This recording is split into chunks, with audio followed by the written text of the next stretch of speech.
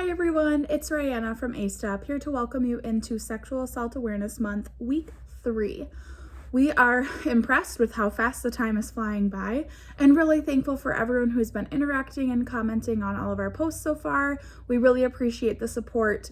As we've said before, we unfortunately can't do events in person this year because of physical distancing. However, that means that we get to interact with everyone a little bit more online this year, which is really exciting. Our Instagram has been hopping. We have had lots of great interaction on there, as well as our Facebook. We have different events going on. So our Denim Day event is coming up.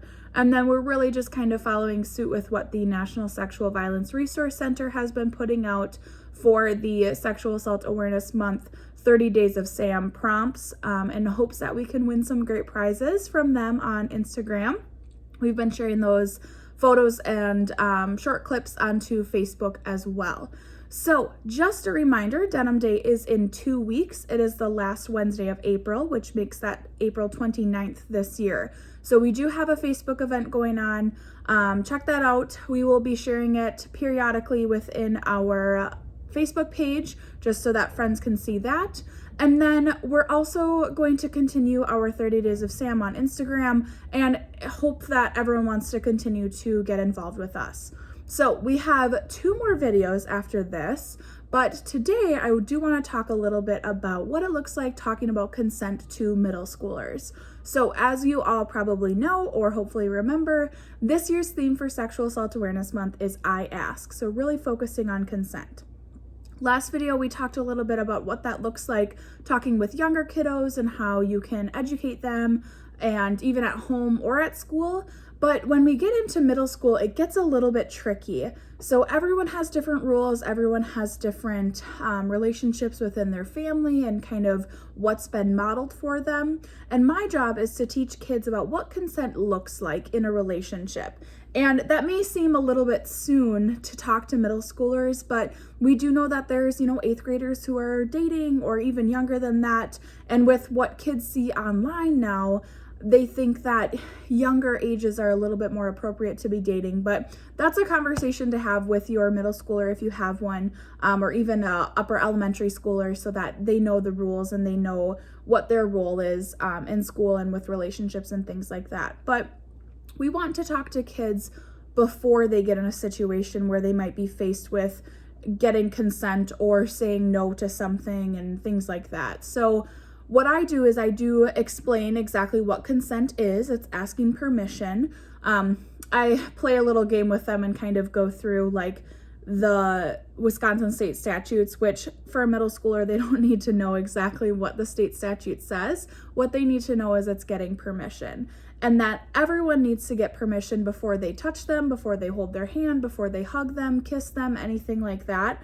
And same goes with family members, as we talked about in the last video.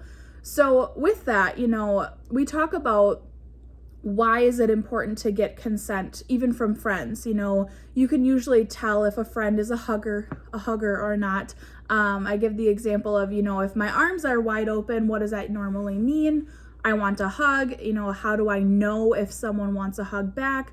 They also put their arms open, but we can't always rely on nonverbals. And that's why it's so important to make sure that we're actually asking. If you're talking to a friend and they have a bad day or they're seeming to have a bad day, it's okay to say, hey, I'd really like to give you a hug right now. Is that okay? It doesn't have to be weird. I think that in media and TV shows and things like that, we really miss that concept of consent because that's not what we see. When we have 2 adults that are going in for a kiss in a romantic comedy, they don't ask, they just go for it. And, I challenge kids, I say, pay attention to the media and the TV shows that you're seeing. Does anyone ever ask for consent? And, they say, oh no, or maybe sometimes they see it, but I say, that's different. That's not real life. And it doesn't have to be a really weird, rigid, do you want to kiss me? Yes or no. It can be, hey, I'd really like to kiss you right now. Or, I really want to hold your hand, or is this okay? Are you comfortable with this? And checking in with someone is super important because someone may be okay with a hug one day or maybe not the next, or maybe someone's not a physical, affectionate person, but when they have a really bad day, maybe they do want a hug. So assumptions go both ways, and I think it's important to make sure that kids know that you need to get consent each and every time, check in with that person, and that's going to help build a healthy relationship. Because like I said, some older middle school students are dating, and we want to prepare them before they get to high school, before they get to college, so they know that they need to get consent and that a person needs to respect their answer.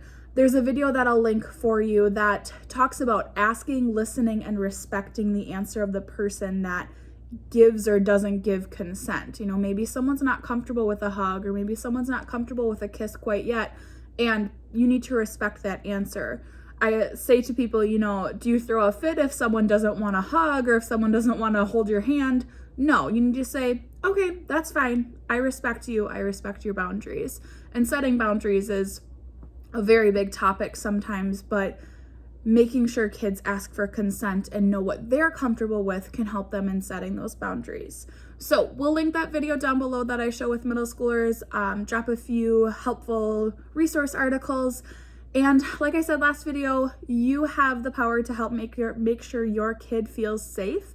And so take this time to educate them, talk with them, and say, hey, how would you get permission for this? Or what would you do if you didn't want to do something that someone asked? So I challenge you to have those conversations with your kids. Making sure that they are well-rounded, consent-informed individuals is really important.